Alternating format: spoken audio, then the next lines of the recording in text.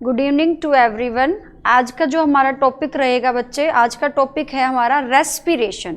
Means आपका जो human physiology का 17 chapter according to NCERT, that is the breathing and exchange of gases. तो आज के टॉपिक से हम डिफरेंट टाइप के जो मोस्ट इंपॉर्टेंट कंसेप्ट है वो हम सीखेंगे क्वेश्चंस के थ्रू। ओके, तो now we move on slides. The first question in front of you. The figure shows diagrammatic view of human respiratory system with label A, B, C and D. Select the correct. Correct क्या search करना है बच्चे आपको? Identification और functions. तो आपको diagrams को देखना बच्चे। डायग्राम्स में गिवन है आपको ए बी सी। ओके, क्या गिवन है बच्चे students? A and B C. Okay, तो यहां पर हम स्टार्ट करते हैं ए से स्टार्ट करेंगे डियर स्टूडेंट्स। यहां पर जो ए है बच्चे, ए क्या है? स्टार्ट करते हैं ए इज अ थिन ट्यूब है बच्चे ये, और ये बच्चे क्या है? दैट इज कॉल्ड ट्रैकिया, जिसको हम क्या बोलेंगे डियर स्टूडेंट? विंड पाइप बोलते हैं। ओके, तो ये क्या है बच्चे? एक थिन ट्यूब है। तो ए को हमने क्या मार्क किया? Trachea is covered with cartilaginous ring. ये जो आपको दिखाई दे रही है बच्चे, ये क्या है? Cartilaginous ring. तो यहां से क्वेश्चन क्या बनता है dear students? How many cartilaginous ring is present in trachea? तो यहां पर बच्चे 16 to 20 सी शेप कैसी है बच्चे इनकी? सी शेप्ड कैसी होगी? इनकम्प्लीट कार्टिलेजिनियस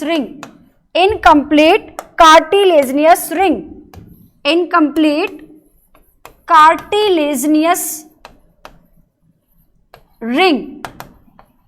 तो डियर स्टूडेंट्स, यहां से आपको एग्जामिनर कंफ्यूज करेगा। ये जो आपकी ट्रैकिया के अंदर सी शेप्ड आपको रिंग दिखाई दे रही है, ये इनकम्प्लीट है। ये कौन से पोर्शन पर इनकम्प्लीट है बच्चे? ये डोर्सल पोर्शन पर। डोर्सल क्या होता है बच्चे? बैक। ओके, तो ये कौन से पोर्शन पर बच्चे? ये आपको याद रखना है, on the dorsal surface. Incomplete कब होती है ये ring? On the dorsal surface. Okay, और कितनी बच्चे यहां पर? 16 to 20 इसकी क्या होंगे? सी शेप की रिंग प्रेजेंट होगी। अब क्वेश्चन आता है बच्चे नेक्स्ट, इस कंसेप्ट को यूज करते हुए यहां पर किस टाइप का कार्टिलेज आपको मिलता है?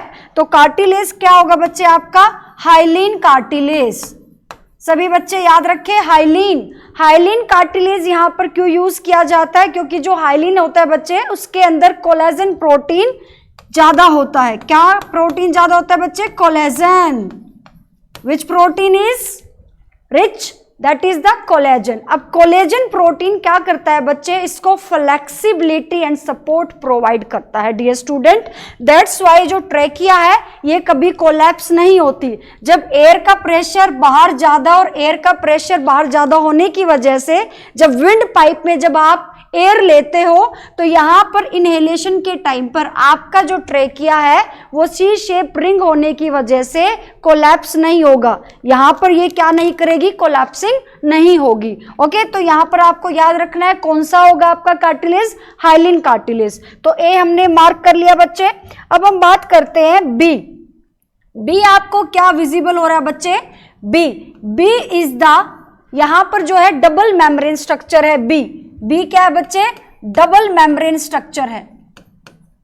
ओके, बी क्या है बच्चे? डबल मेम्ब्रेन स्ट्रक्चर है, जिसको हम क्या बोलते हैं? Pleural membrane which cover the lungs. जो लंग्स के सरफेस को कवर करती है बच्चे, वो क्या है? Plural membrane. ओके, हम सी की बात करते हैं। सी क्या है बच्चे? ये आपको दिखाई दे रहे हैं स्ट्रक्चर। तो सी यहां पर क्या है बच्चे? ये आपकी ब्रोंचियोल्स है।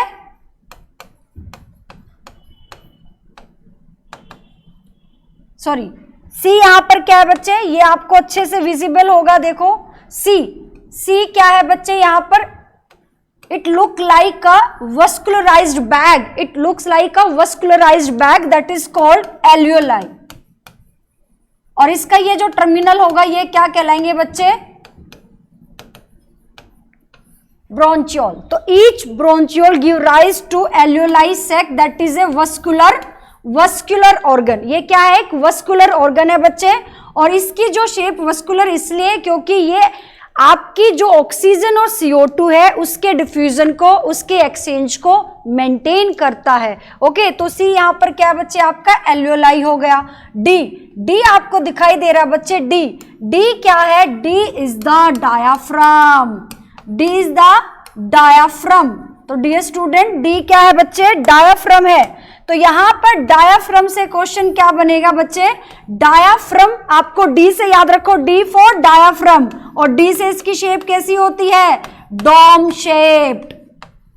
अब हमेशा डोम शेप नहीं रहेगी बच्चे। नॉर्मल ब्रीदिंग के टाइम पर अगर हम बात करें, ये जो डायाफ्राम है बेसिकली क्या होता है? फॉर एग्जांपल ये आपकी कंप्लीट बॉडी है। ओके, इस बॉडी को मैंने दो पार्ट्स में डिवाइड कर दिया। ध्यान से सुनना बच्चे, ये आपकी कंप्लीट बॉडी, इसको मैंने दो पार्ट्स में डिवाइड कर दिया। जो अपर पोर्शन है बच्चे उसके अंदर आपका लंग्स आ गया, नीचे वाले पोर्शन में आपका एब्डोमिनल कैविटी, आपका जैसे लीवर आ गया बच्चे, स्टमक आ गया, स्मॉल इंटेस्टाइन। तो इसका मतलब डायाफ्राम क्या है? Diaphragm is a muscular septum. Diaphragm क्या है बच्चे? Dear student, diaphragm is a muscular septum. It is a muscular septum, okay, having the muscle that is called radial muscle. कौन सी मसल होती है बच्चे इसके अंदर? Radial muscles. ओके, तो डायाफ्राम को मैंने मस्कुलर सेप्टम क्यों बोला बच्चे? इसको डिवीजन करेंगे। जो आपका अपर चेस्ट कैविटी है बच्चे वो थोरेसिक कैविटी कहलाएगी, और जो आपका बिलो दी डायाफ्राम होगा वो आपका क्या होगा? Abdominal cavity. इसका मतलब इसने क्या किया? थोरेसिक कैविटी और आपकी जो एब्डोमिनल कैविटी है उसको सेपरेट आउट किया है। ओके, तो डी क्या है बच्चे? डायाफ्राम। तो हम करेक्ट देखते हैं, ए आपका ट्रेकिया था, बी आपकी डबल मेम्ब्रेन स्ट्रक्चर, सी आपका एल्वियोलाई, और डी क्या है? डायाफ्राम। अब ऑप्शन पर चलते हैं dear student. A is C क्या है बच्चे? एल्वियोलाई। यस, सी एल्वियोलाई एक थिन वॉल्ड वस्कुलराइज्ड बैग है, ओके, जो एक्सचेंज में काम आता है, ये करेक्ट है। Okay, next D, lower end of lungs diaphragm pulls it down. बच्चे जो डी है बच्चे ये लोअर एंड ऑफ लंग्स है। डी क्या दिखा रखा है? लोअर एंड ऑफ लंग्स, जो कि diaphragm pull it down during the inspiration. तो यहां पर आपका याद रखना है बच्चे, ये जो आपका डायाफ्राम है ये लोअर एंड पे नहीं है बच्चे, ये सेपरेशन करता है, सेप्टा का काम करता है। ओके, तो ये स्टेटमेंट आपकी क्या हो जाएगी? गलत हो जाएगी। A is the trachea long tube supported by complete. ये भी आपकी स्टेटमेंट गलत होगी डियर स्टूडेंट, क्योंकि कंप्लीट कार्टिलेज रिंग नहीं होगी। क्या होगी बच्चे? इनकम्प्लीट कार्टिलेज रिंग होगी। ओके, अभी मैंने आपको बताया था। ओके, नेक्स्ट है बच्चे pleural membrane. B is a pleural membrane surround the ribs.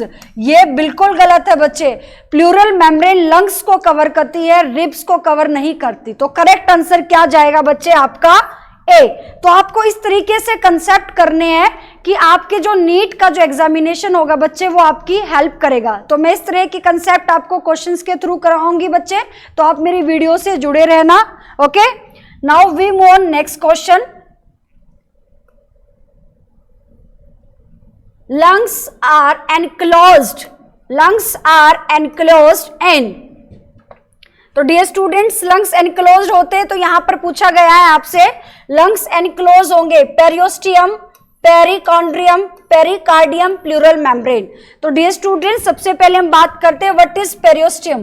Periosteum क्या होता है बच्चे? जो बोन्स होती है, बोन्स को आउटर जो लेयर होती है मेम्ब्रेनस टिश्यू की, तो बोन्स को कवर करने के लिए आप इसको याद रख सकते हो, आउटर मेम्ब्रेन किसकी बच्चे? बोन्स की है ये, आउटर मेम्ब्रेन बोन्स की। ओके, ये आपका गलत होगा क्योंकि ये बोन्स को कवर करती है। पेरिकॉन्ड्रियम, पेरिकॉर्डियम क्या है बच्चे? ये एक लेयर है जो कि कार्टिलेज को कवर करेगी। Okay, enclose the cartilage, layer of cartilage. Next pericardium, pericardium क्या करती है बच्चे? Encloses your heart. किसको एनक्लोज करती है डियर स्टूडेंट? आपके हार्ट को। That is the pleural membrane.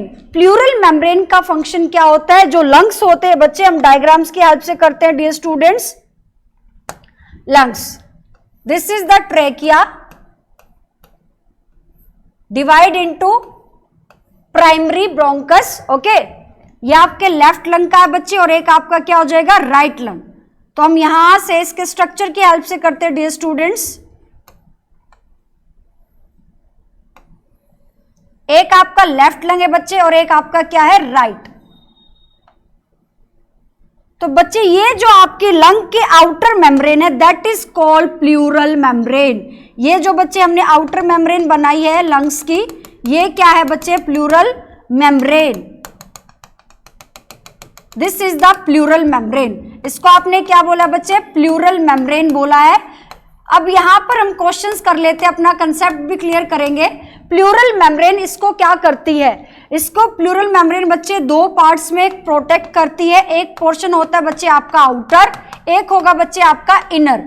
जो आउटर वाला है बच्चे उसको बोलते हैं पेराइटल, पेराइटल प्लूरल मेम्ब्रेन, और इनर वाले के लिए वर्ड यूज करेंगे बच्चे विसरल। तो जो चीज आपको आउटर की तरफ दिखाई दे रही है, इट मींस जो आउटर वाला पोर्शन है वो थोरेसिक कैविटी के कांटेक्ट में होगा, और जो इनर वाला पोर्शन है बच्चे वो किसके कांटेक्ट में होगा, आपके लंग्स के कांटेक्ट में होगा। अब ये जो प्लूरल डबल मेम्ब्रेन स्ट्रक्चर आपको दिखाई दे रहा है, इसके अंदर बच्चे फिल होता है एक थिन लेयर जो होती है फ्लूइड की, वो फिल्ड होती है बच्चे। ये जो मैंने येलो कवरिंग बताई है, ये क्या है बच्चे, आपकी thin layer of fluid which present in the outer and inner pleural membrane। किसके बीच में प्रेजेंट है, आउटर इनर प्लूरल मेम्ब्रेन को। इसको हमने क्या नाम दिया बच्चे, this is the pleural fluid, pleural fluid. तो यहां से बच्चे आपकी लंग्स के एनाटॉमी की हम बात कर रहे हैं।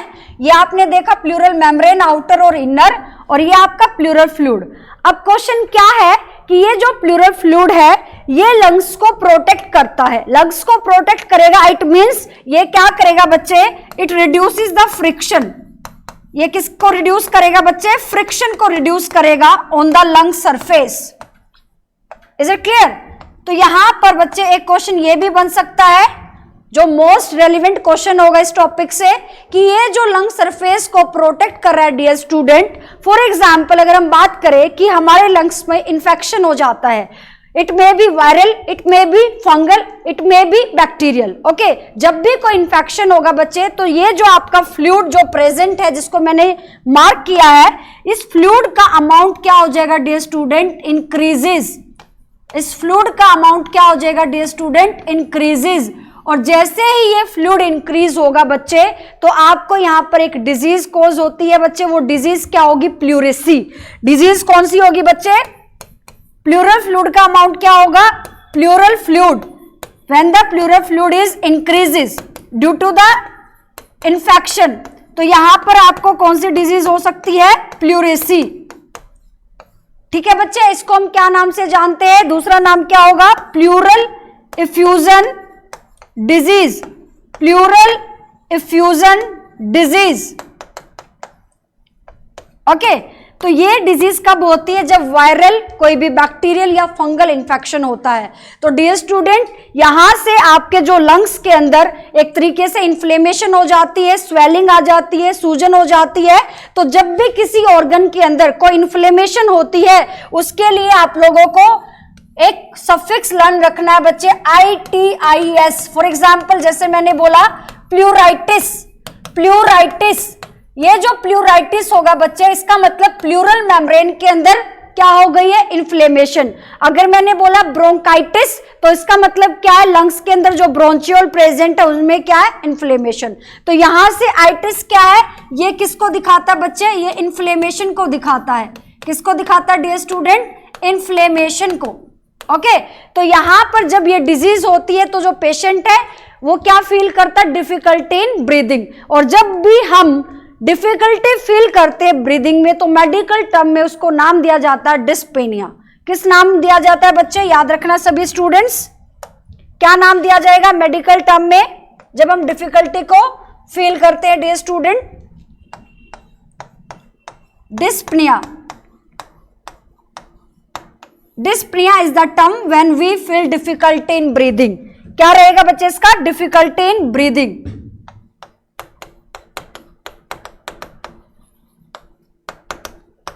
तो इस क्वेश्चंस के थ्रू हमने अपना कंसेप्ट किया बच्चे लंग्स की एनेटमी हमने पढ़ी और ये आपको दिखाई दे रहा है बच्चे कि जो लंग्स होता है यहां पर आपके 3 लोब प्रेजेंट होंगे, फर्स्ट, सेकंड एंड थर्ड। तो राइट लंग हमारा बड़ा होता है, लेफ्ट हमारा छोटा होता है। इसके अंदर 2 ही लोब होते हैं, फर्स्ट और सेकंड। बट ये क्वेश्चन भी आपका बन सकता है बच्चे नीट एग्जामिनेशन में कि यहां पर कौन से लंग्स के अंदर कार्डियक नोज प्रेजेंट है। बच्चे ये जो मैंने आपका लंग्स बनाया है थोड़ा सा टिल्टेड दिखाया लेफ्टवर्ड, क्योंकि यहां पर क्या प्रेजेंट होता है बच्चे, आपका हार्ट। क्या प्रेजेंट होता है, हार्ट। ठीक है, तो जो हार्ट होता है वो सेंटर में होता है, बट वो कहां टिल्ट हो जाता है डिप्रेशन की वजह, लेफ्ट लंग की साइड। इसीलिए याद रखना बच्चे, दिस इज द कार्डिक नोच। ये क्या है बच्चे, कार्डिक नोच है, और ये आपको कहां मिलती है, लेफ्ट लंग पर मिलती है। तो इस कंसेप्ट से हमने कई क्वेश्चंस किए बच्चे। प्लूरेसी हमें लर्न हो गया है, प्लूरल आपका जो फ्यूजन डिजीज है ये आपको पता चल गया है। ठीक है, तो इस तरह के क्वेश्चंस हमें नीट के लिए मोस्ट इंपोर्टेंट जो आपको रीड आउट करने ही करने हैं। ओके, तो इसका करेक्ट आंसर क्या जाएगा आपका, pleural membrane. Okay, now we move on next question.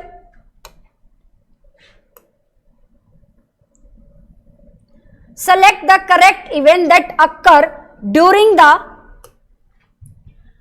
Inspiration. बच्चे ये करंट क्वेश्चन है, नीट 2020 के अंदर भी ये क्वेश्चन आया बच्चे। करेक्ट इवेंट बताना है आपको, तो करेक्ट इवेंट को बताने के लिए आपको कंसेप्ट का पता होना बहुत जरूरी है। तो अगर हम इंस्पिरेशन की बात करते हैं डियर स्टूडेंट, तो इंस्पिरेशन क्या होगा, इंस्पिरेशन का मतलब है बच्चे इनहेलेशन। किस चीज का इनहेलेशन करोगे डियर स्टूडेंट आप, inhalation of atmospheric air, atmospheric air. और उसके अंदर क्या होना चाहिए बच्चे, वो ऑक्सीजन उसके अंदर रिच होनी चाहिए। ओके, तो जब भी आप एटमॉस्फेरिक एयर लेते हो, आपको पता है एनवायरमेंट में एयर का अमाउंट जो है, प्रेशर है वो ज्यादा है और आपकी बॉडी में प्रेशर कम है, तो इसीलिए आप इनहेल कर पाते हो ऑक्सीजन को। तो यहां से हम इस कंसेप्ट को समझने के लिए बच्चे लंग्स पर चलते हैं।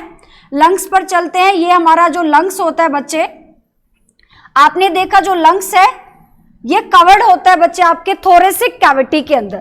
अब थोरेसिक कैविटी की अगर हम बात करें तो यहां पर आप देखते हो कि रिब्स इसको कवर्ड करती है। रिब्स कैसे कवर्ड कर रही है, ये रिब्स है बच्चे, these are the ribs. Okay, तो ये जो रिब्स है बच्चे ये इसको लेटरली कवर्ड कर रही है।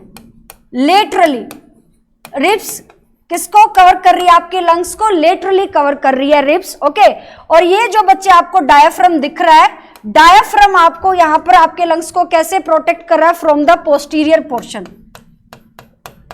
तो आपको याद रखना बच्चे, पोस्टीरियरली क्या कवर हो रहा है आपका, डायाफ्राम से कवर हो रहा है आपका लंग।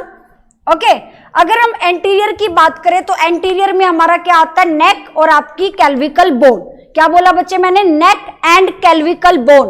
एंटीरियरी, एंटीरियरी, एंटीरियर, अगर मैं एंटीरियरली की बात करूं तो मैंने क्या बताया बच्चे, नेक एंड कैल्विकल बोन।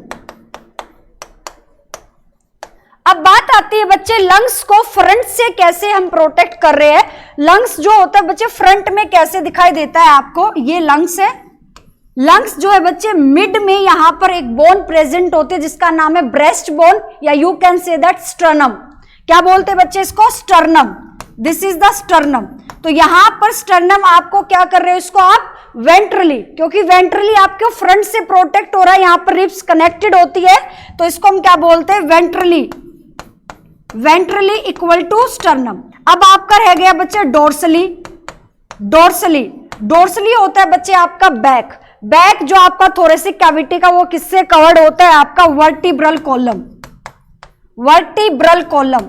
तो डियर स्टूडेंट, इस तरह के कंसेप्ट से आपको ये भी लर्न रखना है कि आपका जो लंग्स होता है वो एयर टाइट चैम्बर में पैक्ड होता है, और ये जो एयर टाइट चैम्बर है बच्चे ये आपके पूरे थोरेसिक चैम्बर को बनाता है। तो जब आपका लंग्स इस कंप्लीट थोरेसिक चैम्बर में क्या है बच्चे, एनक्लोज्ड है, तो यहां पर जो रिब्स आपको दिखाई दे रही है डियर स्टूडेंट, इन रिब्स के अंदर स्पेशल मसल्स प्रेजेंट होती है। ध्यान से देखना बच्चे, ribs, space between the ribs, two ribs के बीच में जो आपको स्पेस दिखाई दे रहा है that is called intercostal space.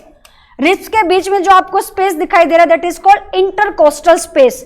इसी वजह से जो रिब्स है बच्चे इसके पास दो टाइप की स्पेशल मसल्स होती है that is called intercostal muscle, उनको हम क्या बोलेंगे बच्चे? Intercostal muscle.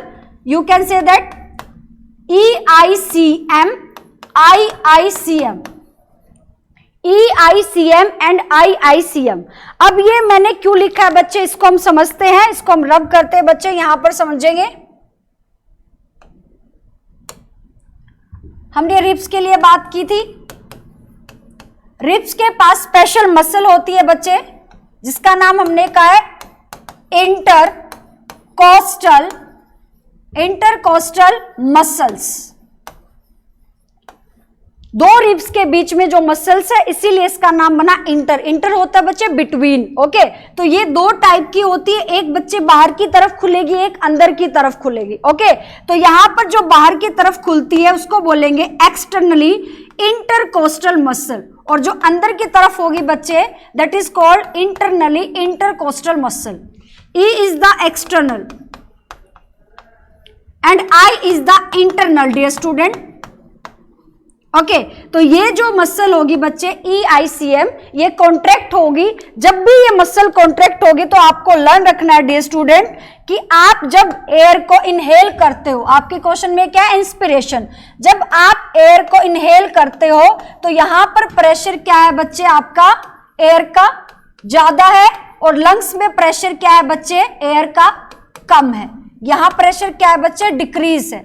तो एयर बच्चे हाई टू लो मूवमेंट करेगी, और एयर जैसे ही एंटर करेगी तो आपने देखा था जो आपकी थोरेसिक चैम्बर है उसका साइज क्या हो जाएगा? इंक्रीज। और जब थोरेसिक चैम्बर का साइज इंक्रीज होगा तो आपकी जो रिब्स होगी, जो साइड में प्रेजेंट है लेटरली थोरेसिक चैम्बर के, वो रिब्स क्या करेगी बच्चे? ऊपर की तरफ उठेगी, और आपका जो स्टर्नम है वो भी रेज करेगा। तो कैसे याद रख सकते हो बच्चे आप? ये नीट के लिए इंपॉर्टेंट है, आपको याद रखना है बच्चे externally.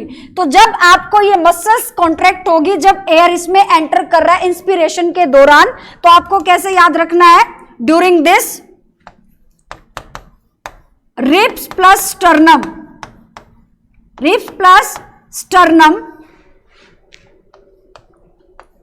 Upward and outward.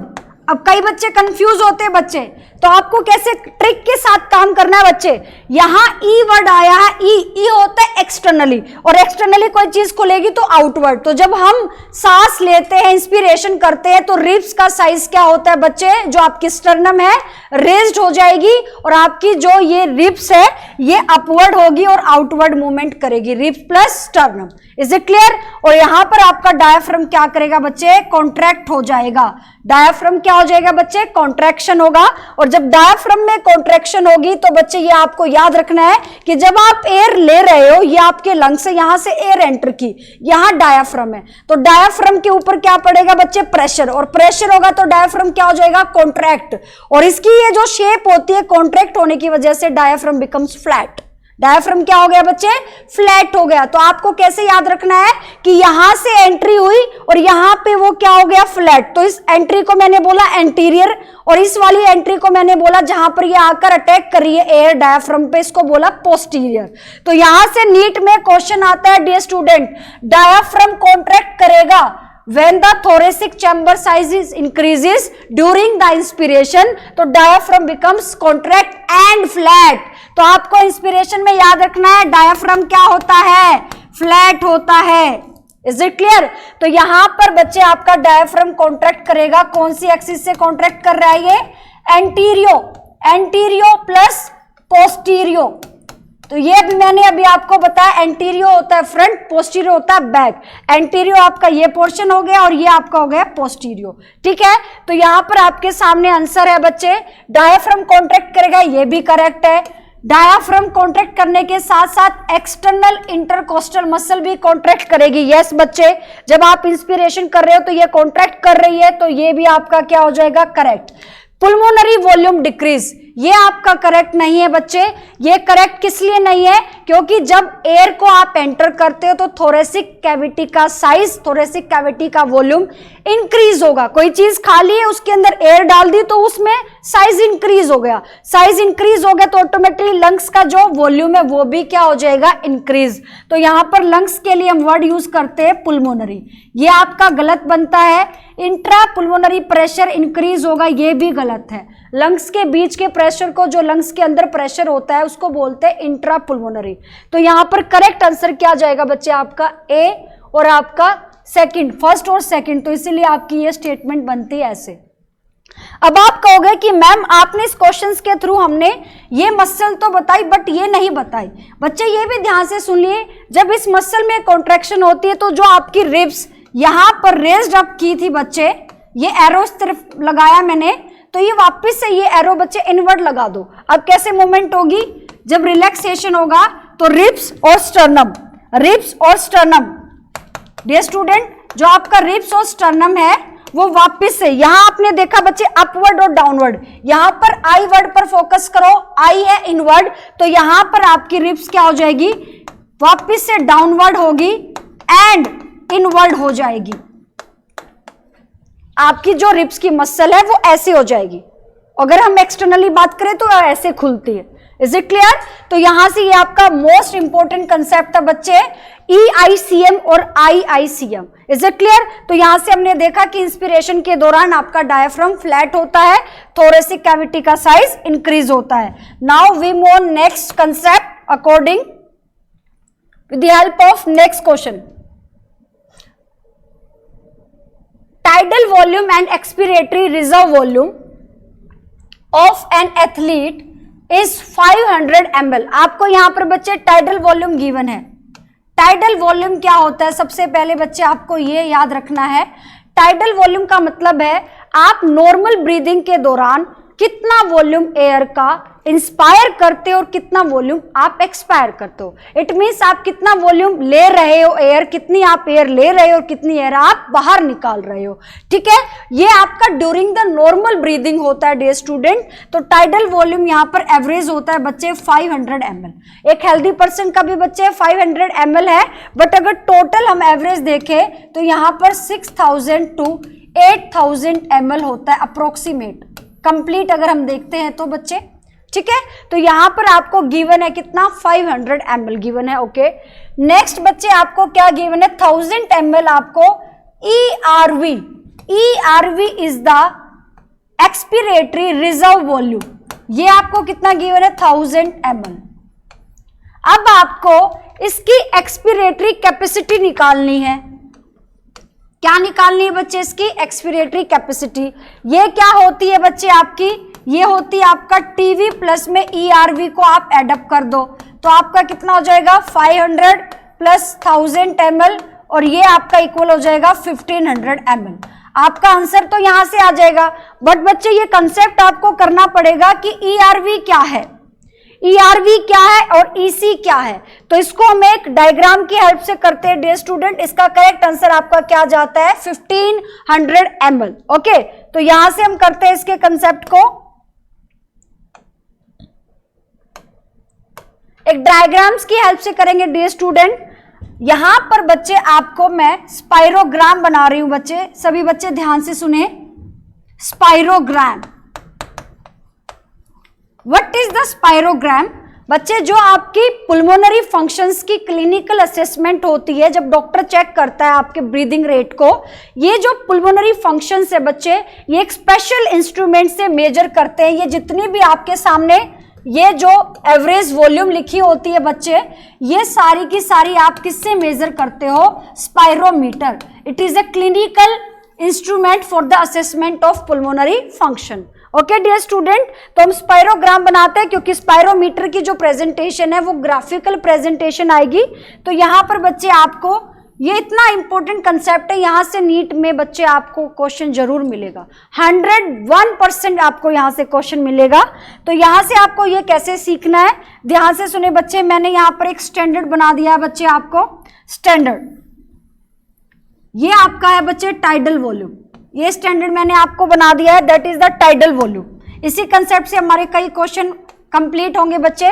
Tidal volume बच्चे मेजर करते हैं हम 500 ml, कितनी होती है 500 ml। यहां पर हम मेजर कर लेते हैं ml में 1000 ml, 2000, 3000, 4000, 5000 एंड 6000।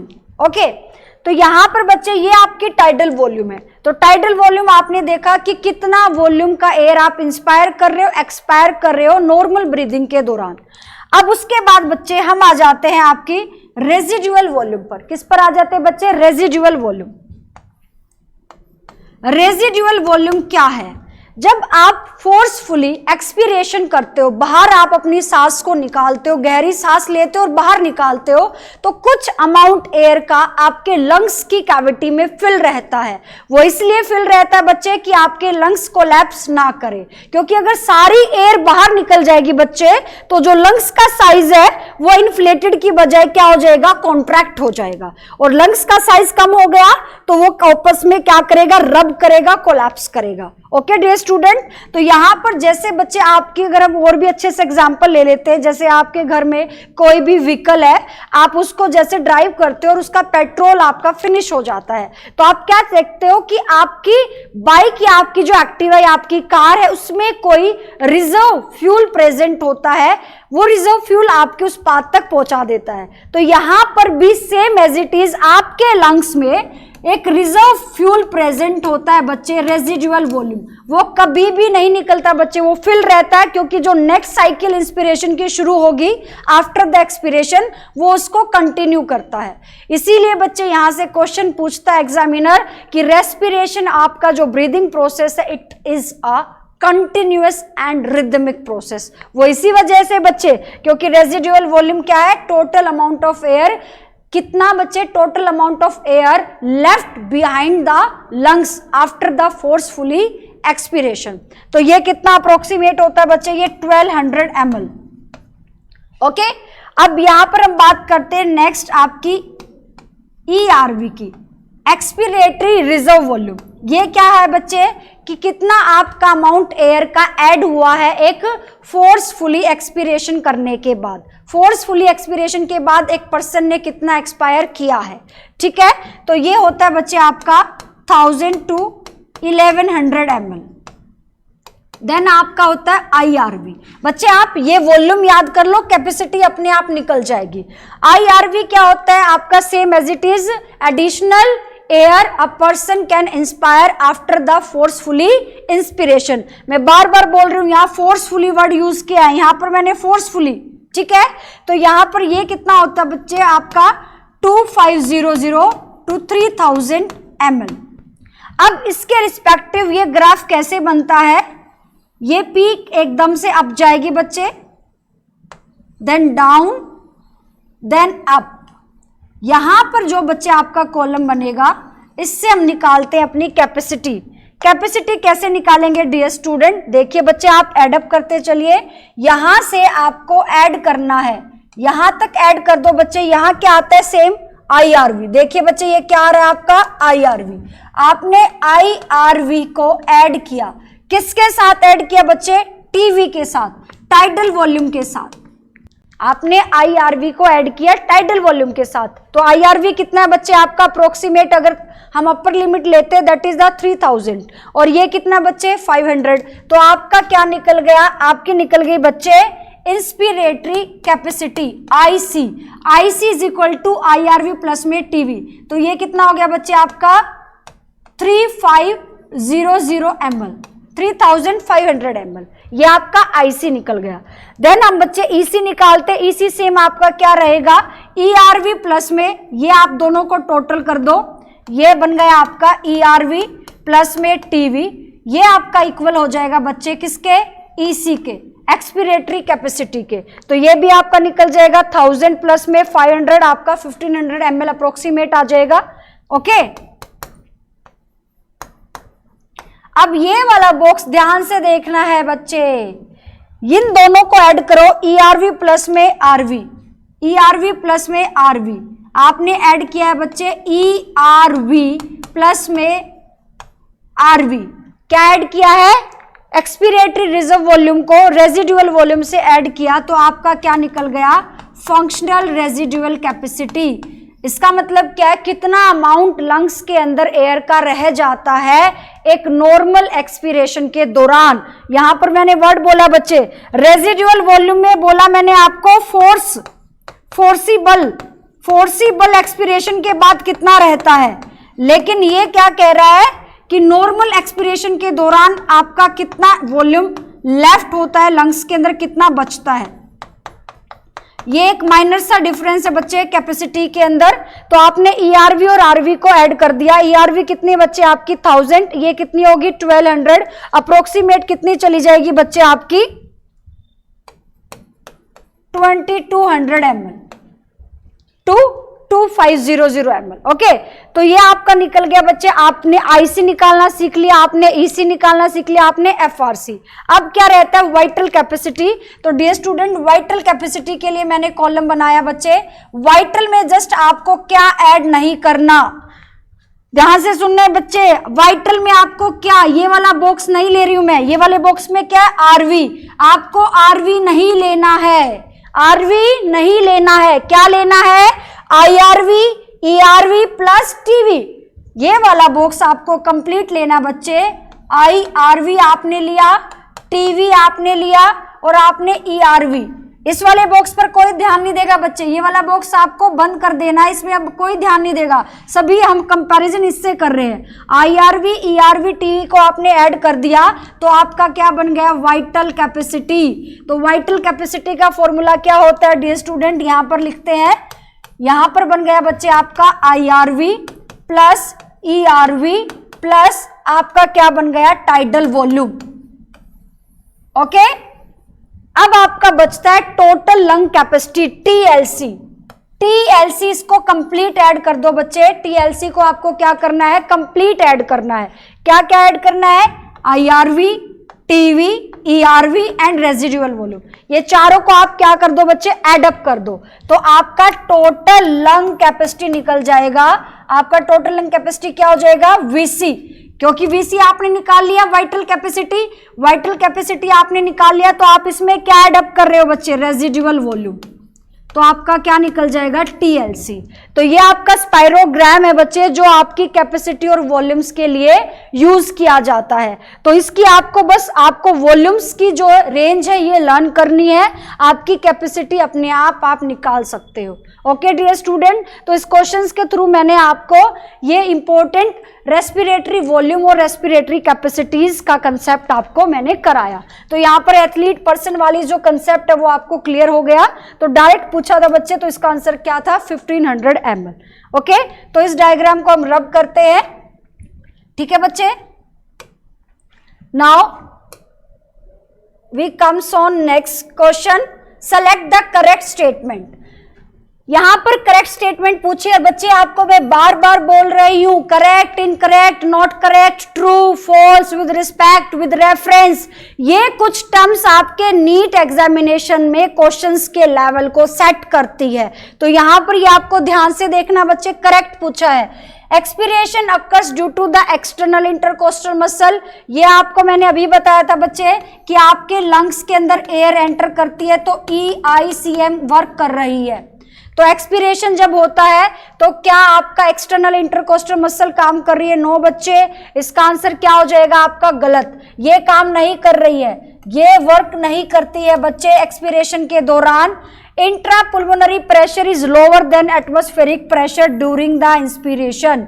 अब ये क्या कह रहा है बच्चे, इंट्रापुल्मोनरी प्रेशर। यहां बच्चे ये लंग्स की अगर हम बात करें, ये लंग्स की अगर हम बात करते हैं बच्चे,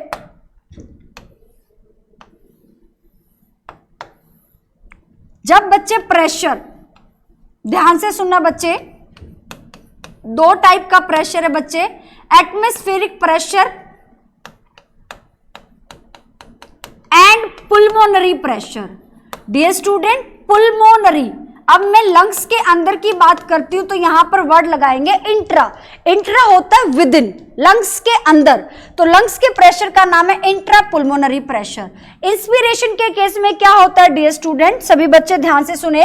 इंस्पिरेशन के केस में एटमॉस्फेरिक प्रेशर आपका क्या होगा, ज्यादा होगा और आपका पुल्मोनरी प्रेशर, इंट्रा पुल्मोनरी प्रेशर क्या होगा, कम होगा, तभी एयर अंदर एंटर करेगी। बट एक्सपीरेशन के दौरान इसका अपोजिट कर दो बच्चे, अब लंग्स के अंदर प्रेशर ज्यादा है बच्चे, लंग्स में प्रेशर क्या है, ज्यादा है, क्योंकि एयर को बाहर मूव करना है, डिफ्यूजन प्रोसेस होगा। तो यहां पर अब आपका intra pulmonary pressure, intra pulmonary pressure क्या है बच्चे, ग्रेटर है, इंट्रा पुल्मोनरी प्रेशर क्या है, इंक्रीज्ड है, और आपका एटमॉस्फेरिक प्रेशर क्या है, डिक्रीज। तो सेम यहां पर इस तरीके से क्वेश्चन में क्या बना, intra pulmonary pressure is lower than the atmospheric pressure, ये कंडीशन इसको करेक्ट करती है बच्चे। अब नेक्स्ट पढ़ते हैं बच्चे हमारी, inspiration occur when atmospheric pressure is less than, ये गलत हो गया बच्चे, ये बिल्कुल गलत है, क्योंकि ये बोल रहा है कि इंस्पिरेशन तब होगा जब एटमॉस्फेरिक प्रेशर लेस होगा। नो, आपने देखा इंस्पिरेशन के दौरान, ये मैंने इंस्पिरेशन के लिए बनाया था बच्चे, आप इसको जस्ट नॉर्मल बच्चे रट्टाफिकेशन नहीं करनी है, आपको जस्ट याद रखना है कि आप नॉर्मल कंडीशन में खड़े हो, आपने गहरी सांस ली, आप जब प्रेशर ले रहे हो एयर का, बाहर क्या है, ज्यादा है और अंदर कम है, तो आपका इंस्पिरेशन हुआ। लेकिन जब आपने सांस बाहर निकाली, एक्सहेल किया आपने CO2 को, तो अंदर का प्रेशर ज्यादा और बाहर का कम है। सेम यही कंसेप्ट यहां पर अप्लाई होता है, इसीलिए इसका करेक्ट आंसर क्या जाता है बच्चे, बी। ये भी गलत हो जाता है, क्योंकि एक्सपीरेशन कभी भी इनिशिएट नहीं करता डायफ्राम के कॉन्ट्रैक्शन से, ये यहां पर ये बच्चे इनिशिएट होता है इंस्पिरेशन। इंस्पिरेशन जब होगा जब आपका डायफ्राम कॉन्ट्रैक्ट होगा, बिल्कुल कंसेप्ट को याद कर लो, माइंड में सेट कर लो सभी के सभी। इंस्पिरेशन होगा, डायाफ्राम कॉन्ट्रैक्ट होगा और डायाफ्राम बनेगा फ्लैट शेप में। ओके, अगर एक्सपिरेशन होगा तो डायाफ्राम बनाएगा आर्च, डायाफ्राम ने क्या बना दी बच्चे, आर्च। आप यहां पर करेक्ट स्टेटमेंट देख रहे हो, एक्सपिरेशन आपने देखा तो डायाफ्राम की ये जो बनी है कन्वेक्स, डायाफ्राम क्या बन गया, कन्वेक्स, और इसने क्या बनाई बच्चे, आर्च, और ये होता है अपवर्ड, ये उठेगा अपवर्ड, जब बाहर सांस निकालते हो तो ये ऊपर की तरफ उठता है और ये क्या बना लेता है, एक आर्च बना लेता है। ओके, तो यहां से भी आपका ये क्वेश्चन आ सकता है कि during the expiration arch formation या आपका कन्वेक्स शेप्स डायफ्राम की कब होती है, तो वो आपके इंस्पिरेशन के टाइम पे होगी कि एक्सपीरेशन, तो आंसर क्या रहेगा, एक्सपीरेशन। Is it clear? तो इस तरह के क्वेश्चंस हमें करने हैं बच्चे, ये कंसेप्ट बहुत इंपॉर्टेंट था। नाउ इसका करेक्ट आंसर क्या हो गया बच्चे, बी, तो ये आपके क्या हो गए, इनकरेक्ट। अब हम नेक्स्ट क्वेश्चन पर चलते हैं,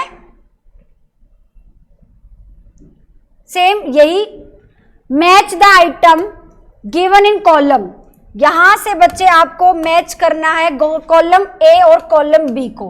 ये अभी मैंने आपको कराया बच्चे, आपको टाइडल वॉल्यूम लर्न रखनी है, कितनी थी, 500 ml, तो 5 से 500 ml वॉल्यूम क्या हो जाएगी, टाइडल।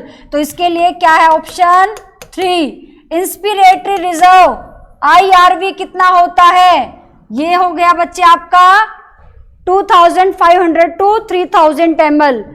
ERV आपका कितना हो गया बच्चे, आपका 1000 to 100 ml, और रेजिडुअल वॉल्यूम बचता है आपका 1100 to 1200 ml। तो इसका करेक्ट आंसर क्या जाता है, ए के लिए आपका आपने देखा बच्चे 3 है, बी के लिए आपने देखा IRV कितना है आपका 2500 to 3000 ml, तो इसका करेक्ट आंसर बनता है बच्चे बी। तो ये इस तरह का क्वेश्चन यहां से बच्चे आपका नीट में एक कंसेप्ट जरूर आएगा, तो ये आपको रेस्पिरेटरी वॉल्यूम और रेस्पिरेटरी कैपेसिटी जरूर करके जाना है। Okay, now we move next type of question. ये बच्चे हम डायग्राम की हेल्प से भी लर्न कर सकते हैं, जो अभी मैंने आपको फ्रेम किया था। ये आपकी टाइडल वॉल्यूम है, ये आपकी IC है, इंस्पिरेटरी कैपेसिटी, ये आपकी VC है। तो आप देख सकते हो VC में क्या ऐड कर रखा है आपने, VC में आपने ऐड कर रखा है बच्चे IRV, ERV प्लस में tidal volume. Is it clear? और IC क्या हो जाएगा बच्चे आपका IRV प्लस में टाइडल वॉल्यूम। सेम इसी तरीके से बच्चे आपका रेजिडुअल वॉल्यूम और आपका ERV मिलके बन जाएगा FRC। ठीक है बच्चे, इस तरह का कंसेप्ट हम इस पायरोग्राम से करेंगे। ओके, तो dear student, maximum possible inspiration जो हेल्दी पर्सन का रेट रहता है बच्चे, वो आपका कितना चला जाता है, 6000 to 8000 ml। ओके, और नॉर्मल ब्रीदिंग को हम क्या बोलते हैं, एब्डोमिनल ब्रीदिंग। यहां से भी ये क्वेश्चन आ सकता है बच्चे, नॉर्मल ब्रीदिंग ही आपकी क्या होती है, एब्डोमिनल ब्रीदिंग होती है, abdominal.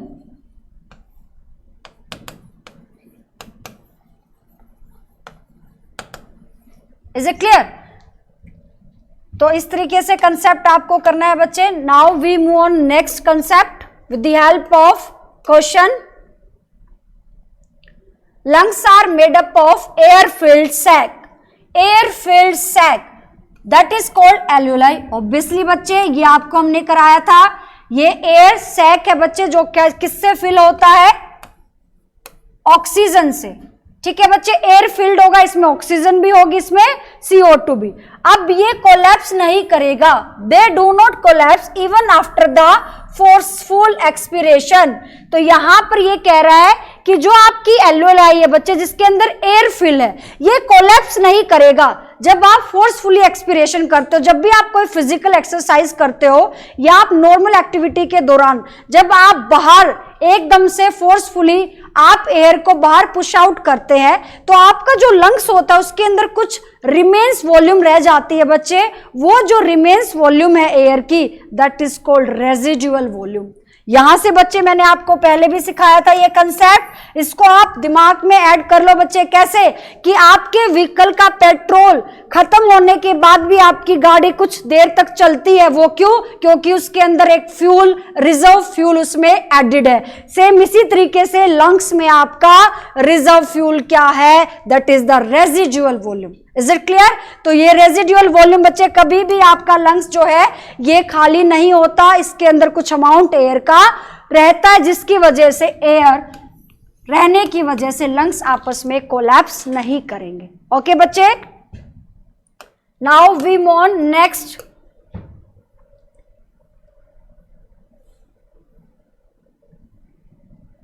Lungs do not collapse between. अब इसी तरीके का बच्चे नेक्स्ट कंसेप्ट आता है, lungs do not collapse between breath. बच्चे डिफरेंस है इस कंसेप्ट में, लंग्स कोलैप्स नहीं करेंगे, breath and some air always remain in the lungs which can never be expelled. वो कभी भी बाहर निकलती नहीं है। वो क्यों नहीं निकलती है, ये रीजन पूछा है बच्चे आपसे। तो आपको यहां से एक कंसेप्ट सीखना पड़ेगा डियर स्टूडेंट। वो कंसेप्ट क्या है, हम डायग्राम की हेल्प से देखते हैं। ये हमारे लंग्स है बच्चे, और लंग्स को कवर करने के लिए यहां पर हमारी एक मेम्ब्रेन प्रेजेंट होती है, that is called the pleural membrane. इसको हमने क्या बोला बच्चे, प्लूरल मेम्ब्रेन। ये जो प्लूरल मेम्ब्रेन है dear student, it filled with the fluid, this is the pleural fluid. अब यहां पर याद रखना है बच्चे कि इस प्लूरल कैविटी के अंदर जो प्रेशर यहां पर बिल्ट हो रहा है, that is called inter plural pressure. इसको क्या बोला बच्चे हमने, इंट्रा प्लूरल प्रेशर। ये प्लूरल प्रेशर कहां पर एग्जर्ट हो रहा है बच्चे, इस कैविटी में। ये जो ग्रीन कलर से मैं मार्क कर रही हूं एरो, ये क्या है बच्चे आपका intra plural pressure. Pleural cavity के अंदर है बच्चे ये इंट्रा प्लूरल प्रेशर। अब जो लंग्स के अंदर प्रेशर है, दैट इज कॉल्ड पुल्मोनरी प्रेशर। ये जो लंग्स के अंदर मैंने बनाया बच्चे, इसको मैंने बोला इंट्रा पुल्मोनरी प्रेशर। डिफरेंस है डियर स्टूडेंट, ध्यान से समझना। ये प्लूरल कैविटी का प्रेशर है इंट्रा प्लूरल, और ये पुल्मोनरी लंग्स की कैविटी का प्रेशर है। अब इन दोनों का जो डिफरेंस होता है, that is called trans pulmonary pressure, and it always negative. यहां से आपको लर्न रखना है बच्चे कंसेप्ट, हमेशा क्या रहेगा, ये नेगेटिव रहेगा। अगर यहां प्रेशर नहीं होगा और यहां प्रेशर नहीं होगा, तो कभी भी जो लंग्स है बच्चे, यहां पर प्रेशर ना होने की वजह से लंग्स क्या हो जाएंगे, इन्फ्लेट से कॉन्ट्रैक्ट, और लंग्स हमेशा कोलैप्स होंगे ही होंगे। इसका मतलब यहां प्रेशर होना बहुत जरूरी है, और ये प्रेशर क्या कहलाएगा आपका, सक्शन प्रेशर। और ये सक्शन प्रेशर ही है बच्चे जो आपकी इस कैविटी और इसकी अंदर वाली कैविटी के बीच में ये जो मेम्ब्रेन है इसको कोलैप्स होने से बचाता है, और ये हमेशा क्या रहेगा, नेगेटिव। याद रखना है बच्चे, नेगेटिव। और ये जो फैक्टर जो इसके लिए रिस्पॉन्सिबल है वो क्या होगा, आपकी जो मेम्ब्रेन का जो सोल्यूबिलिटी होगी और आपकी जो मेम्ब्रेन की इलास्टिसिटी होगी, थोरेसिक वॉल की इलास्टिसिटी, सरफेस टेंशन हम यहां पर लिख देते हैं बच्चे, surface tension of alveolar fluid. Second, elasticity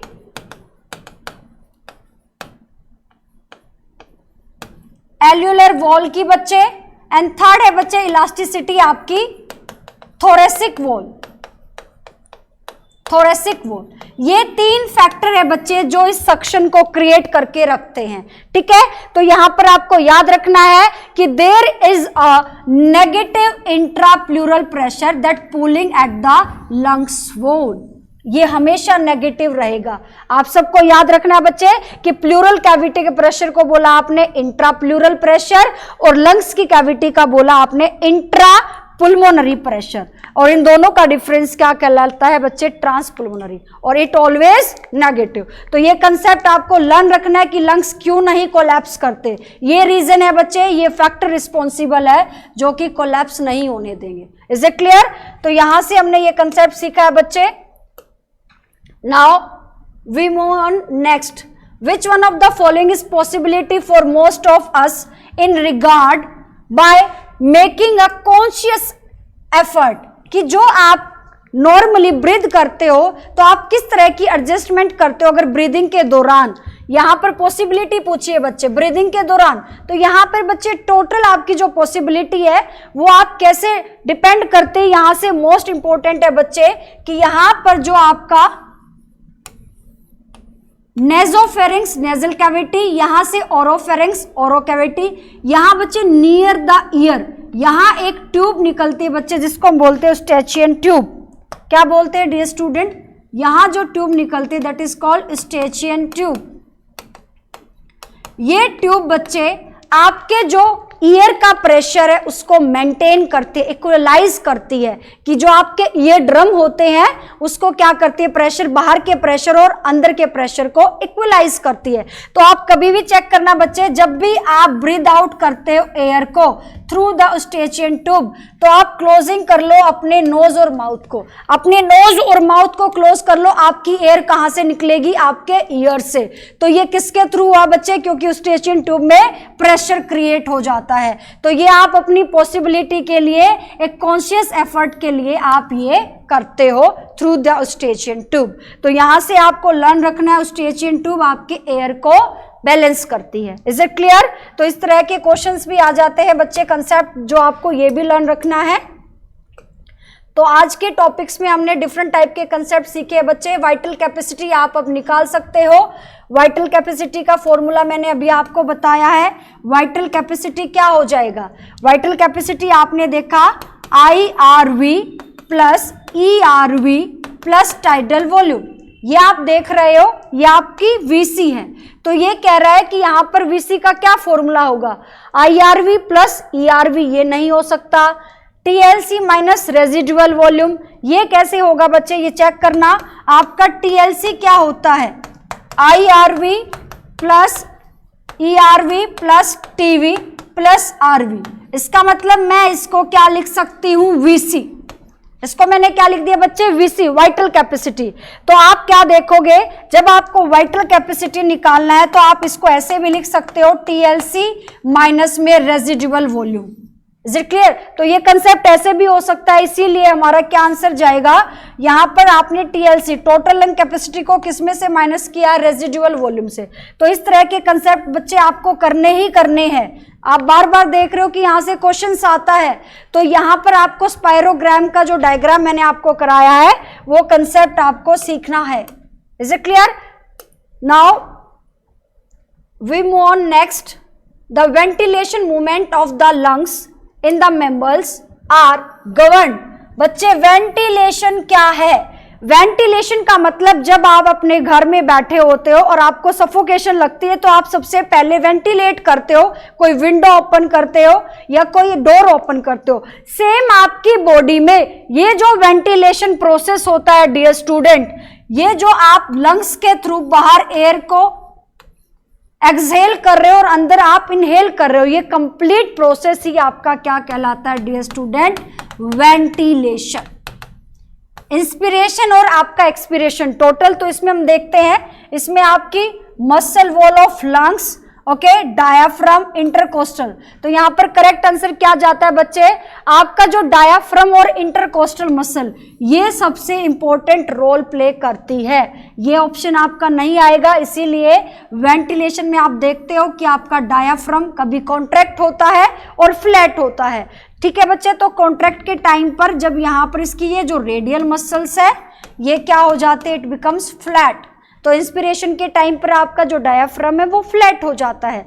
तो आप इस कंसेप्ट से सीख सकते हो कि वेंटिलेशन क्या है, जिसमें आपकी रिब्स की इंटरकोस्टल मसल और आपका डायाफ्राम क्या होगा? कॉन्ट्रैक्ट होगा। तो ये भी आपका एनसीईआरटी का मोस्ट इंपॉर्टेंट कंसेप्ट था dear student. Okay, and the next, in man and mammals air passes from outside into the lungs। तो ये आपका कंप्लीट ब्रीदिंग का जो प्रोसेस होता है, कैसे आप पास आउट करते हो, हम एक डायग्राम से करते हैं बच्चे।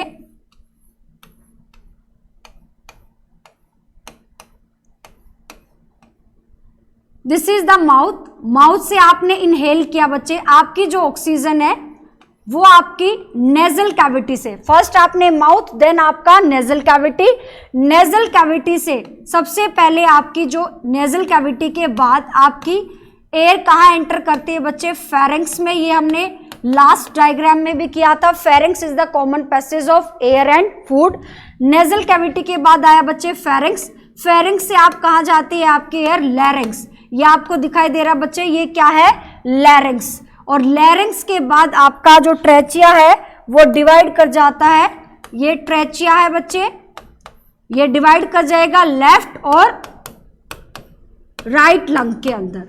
तो यहां पर आपका क्या बनेगा बच्चे? Nasal cavity, pharynx, then larynx, trachea, bronchi, bronchiole and finally that is the alveoli. ये आपको सीक्वेंस लर्न रखना है बच्चे कि आपने नेजल कैविटी से जो आपके एक्सटर्नल नोस्ट्रिल है यहां से आपने एयर को इनहेल किया है, देन आपकी ये जो नेजल कैविटी है यहां से आप एंटर कर गए आपके फेरिंक्स, फेरिंक्स से लैरिंक्स, लैरिंक्स से ये जो पाइप है इसको हमने ट्रेचिया बोला, that is a wind pipe, then ये डिवाइड हो जाता है आपके लेफ्ट और राइट लंग में, और वहां पर क्या मिलते हैं बच्चे?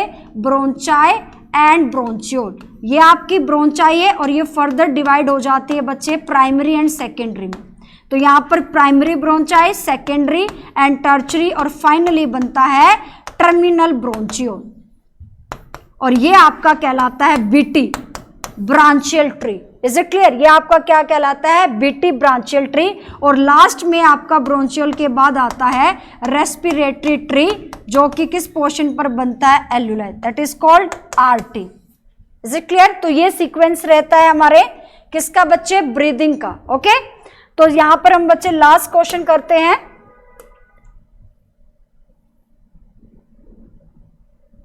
Partial pressure of oxygen in the एल्यूलाई of the lungs.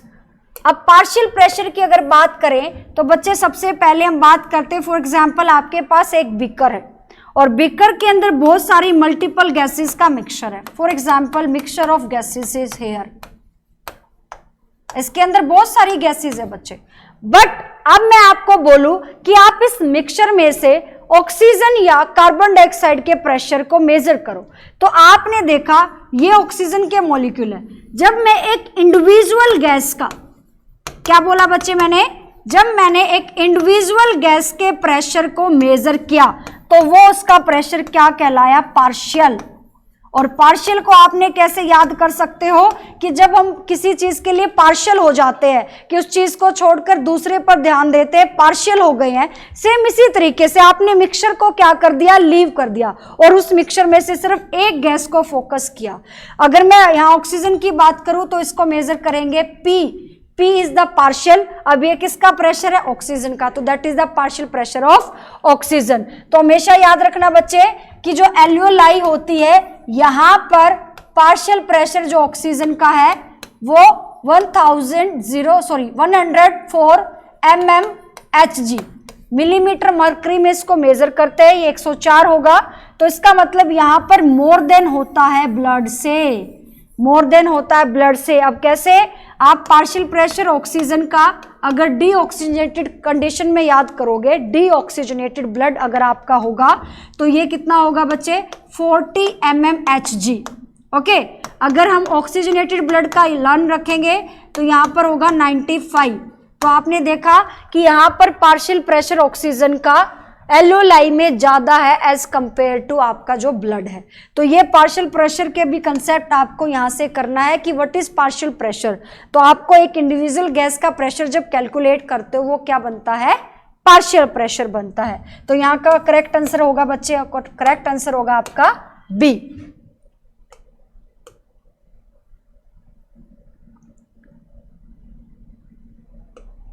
This is the last question. Figure given below show a small part of human lung where exchange of gases takes place. Select the option with respect to A, B, C, D. बच्चे इस तरह का जो concept है ये आपका exchange of gases से आया है। एक्सचेंज ऑफ गैसेस, अभी आपने देखा कि किस तरीके से मेम्ब्रेन में, एल्वियोलाई मेम्ब्रेन में ऑक्सीजन आप इनहेल कर रहे हो और CO2 को बाहर निकाल रहे हो। तो इस तरीके से हम डायग्राम को अगर मेजर करें, ये हमारी एल्वियोलाई है, ये मैंने आपको बताया था कि एक बॉल की तरह वस्कुलर बैग जो आपको दिखाई देता है जो कि फिल्ड है एयर से। ओके, तो यहां पर एयर फिल्ड है। तो ये जो मेम्ब्रेन है इसकी जो थिकनेस होगी, यहां पर देखना बच्चे, ए इज द एल्वियोलर कैविटी। ए क्या है बच्चे, आपका एल्वियोलर कैविटी है। Is it clear? डी, ये जो आप देख रहे हो मेम्ब्रेन के बीच में, इन दो मेम्ब्रेन के बीच में ये एक मैंने लेयर बनाई है बच्चे, ये लेयर आपकी क्या कहलाती है, बेसमेंट मेम्ब्रेन। तो यहां पर आपकी जो रेस्पिरेटरी सरफेस है जिसको हमने बोला है एल्वियोलाई, सभी बच्चे यहां से ये कंसेप्ट लर्न रखे, रेस्पिरेटरी सरफेस क्या होता है, इक्वल टू एल्वियोलाई। तो इसकी 3 मेम्ब्रेन होगी बच्चे, ये आपकी बाहर वाली जो मेम्ब्रेन है that is the epithelium, that is the epithelium. ये जो मेजर कर रखी है बच्चे, ये फर्स्ट वाली आपकी क्या है बच्चे, यहां पर epithelium, epithelium. Thin squamous epithelium, squamous epithelium of alveolar. Second बच्चे आपने देखा बेसमेंट मेम्ब्रेन प्रेजेंट है, ये जो मैंने डी बताया है बेसमेंट मेम्ब्रेन।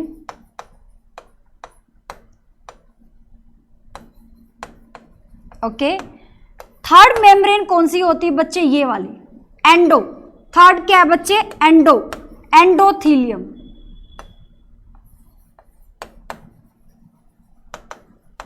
एल्वियोलाई कैपिलरी की एंडोथीलियम एयर है। तो यहां पर ये जो 3 मेम्ब्रेन है यही आपके एल्वियोलाई रेस्पिरेटरी सरफेस में एक्सचेंज करने में काम आती है। और ये जो आपकी फर्स्ट वाली है बच्चे, यहां से आपको क्या कंसेप्ट लर्न करना है कि जो फर्स्ट एपिथेलियम स्क्वामोस है ये स्पेशल टाइप की सेल प्रेजेंट होते हैं यहां पर, न्यूमोसाइट्स। न्यूमोसाइट्स, कुछ न्यूमोसाइट्स बच्चे एक्सचेंज में काम आती है कि ऑक्सीजन को एक्सचेंज करेगी, कुछ सेल ऑक्सीजन और CO2 के एक्सचेंज में काम आएगी। बट जो रिमेनिंग न्यूमोसाइट्स है बच्चे, यहाँ इसको हम 2 पार्ट्स में कर लेते हैं, pneumocyte first and pneumocyte second. तो फर्स्ट वाली बच्चे एक्सचेंज में काम आ रही है और जो सेकेंड वाली है बच्चे वो यहाँ पर एक फोस्फोलिपिड सिक्रीट करती है जिसका नाम है lecithin, that is the phospholipid, जो कि बच्चे यहां पर सरफेस टेंशन को रिड्यूस करेगा एट एल्वियोलाई पोर्शन। तो यहां पर इन मेम्ब्रेन के बीच में कोलैप्शन ना हो तो यहां क्या प्रेजेंट होगा, लेसिथिन। और लेसिथिन को हमने क्या बोला है बच्चे, सरफेक्टेंट। सरफेक्टेंट तो इसको कैसे याद रखना है बच्चे, यहां से एक कंसेप्ट और सीखा आपने, सरफेक्टेंट। सरफेक्टेंट से बना सरफेस, एक्ट से बना एक्टिव, टेंट से बना एजेंट। सरफेस एक्टिव एजेंट अगर आपसे पूछ लिया जाए तो वो किसके इक्वल है, आपके लेसिथिन, और जो किसने सिक्रीट किया था, आपकी एल्वेओलाई की एपिथेलियम सेल से। तो यहाँ पर करेक्ट जो मेजर आपका किया गया है विद रिस्पेक्ट टू फंक्शन, यहाँ पर आपका करेक्ट क्या जाता है, C is the atrial capillaries passes oxygen to tissue. ये आपका गलत है क्योंकि सी किसको मेजर कर रहा है बच्चे, सी यहाँ पर रेड ब्लड सेल्स है, तो ये भी आपका क्या हो जाएगा, incorrect. A is the एल्यूलर cavity main site, ये आपका क्या है बच्चे, करेक्ट, क्योंकि ए आपका क्या है, एल्यूलर कैविटी है। तो इसी तरीके से आपका डी और बी क्या हो जाएगा, गलत हो जाएगा। तो ये डायग्राम बेस्ड क्वेश्चन भी आपको थोड़े से बच्चे देखने पड़ेंगे, क्योंकि नीट के अंदर यहाँ से क्वेश्चंस आने का रिलेवेंट बनता ही बनता है कि क्वेश्चंस आएंगे ही। तो हमारी नेक्स्ट वीडियो के लिए हमसे बने रहें बच्चे, लाइक शेयर और कमेंट जरूर करें। अगर आप किसी भी बच्चे को किसी टॉपिक में डाउट है तो आप कमेंट बॉक्स में लिखिए, हम उसकी वीडियो जरूर बनाएंगे। Okay, thank you everyone.